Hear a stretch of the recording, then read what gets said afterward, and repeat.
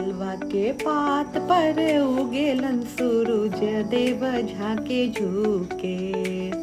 केलवा के पात पर उगेलन सूरज देव झाके झुके। एक करेलू छठ बड़।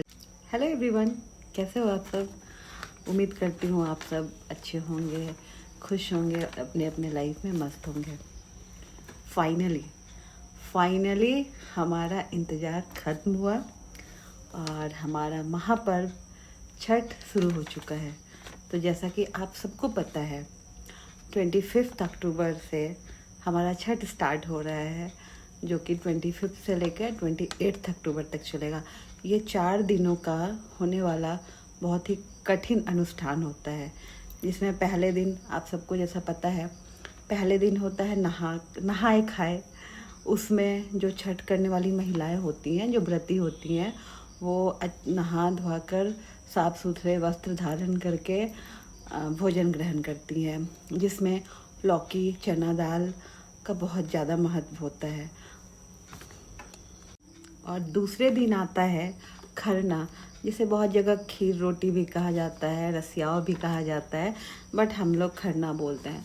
तो उसमें क्या होता है ना, जो छठ करने वाली महिलाएं होती हैं वो दिन भर उपवास करती हैं और शाम को खीर रोटी बनाई जाती है और पूजा करने के बाद वो खीर रोटी वो खाती हैं। दिन भर के उपवास के बाद वो खीर रोटी खाती हैं तो सारे घर वालों को वो प्रसाद दिया जाता है।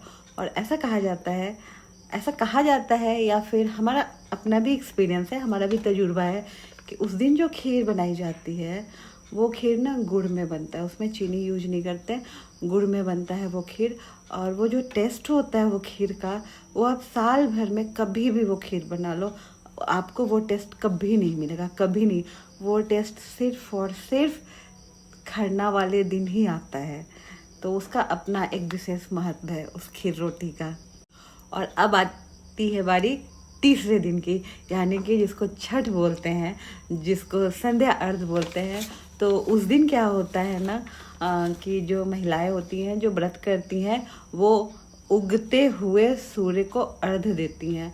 अर्घ यानी कि जल का प्रसाद चढ़ाती हैं और सूर्य भगवान से प्रार्थना करती हैं कि वो उसे ग्रहण करे।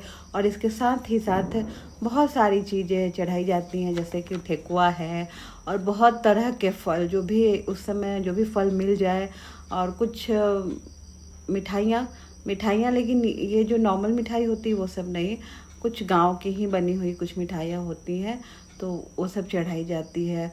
जितने भी तरह के फल हो